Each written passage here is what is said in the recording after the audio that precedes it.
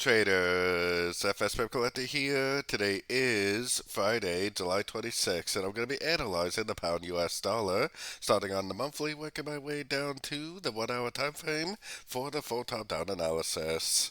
So on the pound dollar, I definitely still am looking at this as making an uptrend over the next probably year or so. I still think this right here is a wave A, I still think this is a wave B, and I still think we need to make like a five-way pattern up for a wave C. I think it's an expanding flat wave C because we got a lower low wave B. I think it's going to make a higher high wave C. So heading down to the weekly time frame. On the weekly time frame, I'm definitely still calling this right here five ways up. I think that's a 1. I think this is an A, B, or a WXY in this example. So this is like a 1, this is a 2. And I think we are still in that wave 3, and I think this move down that we're currently seeing is going to make a higher low, higher highs, higher lows, higher highs, and just keep on trending up in this wave 3. So, keeping all that in mind, let's take it down to the daily time frame.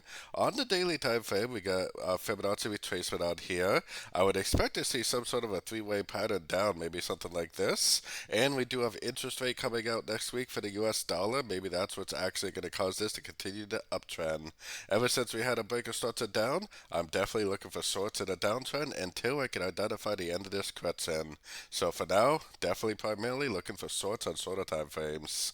Going down to the 4 hour time frame, this is where we had the break of structure last week to the downside. Ever since then, I would have been looking to go short there. I would have been looking to go short there. And if it does make another pullback, I would be looking to go short again for the continuation of what I think is a correction to this big move up on the daily time frame. So I'm definitely watching my Fibonacci levels closely, but for now, definitely looking for shorts in a downtrend. So taking it right down to the 1 hour time frame, based on our roadmap higher daily time frame, I do believe we are in a correction to the uptrend on the daily time frame. But since the correction is to the downside, I am definitely looking to go short every pullback I see. Any place I see a nice pullback is that exactly where I'm looking to get short. Now this kind of looks like five waves up right here, so it almost kind of looks like it might actually pop up again, because a lot of the times the market likes to make three-wave pullbacks, ABC corrections. So if I see three waves up, if I see a lower high, and a positive engulfing move to the downside, that is exactly what I would continue to look for the continuation of the downtrend. I would keep an eye on the Fibonacci levels, but we're definitely not even anywhere near a Fibonacci level, so I would definitely continue to look for shorts at the end of pullbacks for the continuation of what I think is a correction to the uptrend on the daily time frame.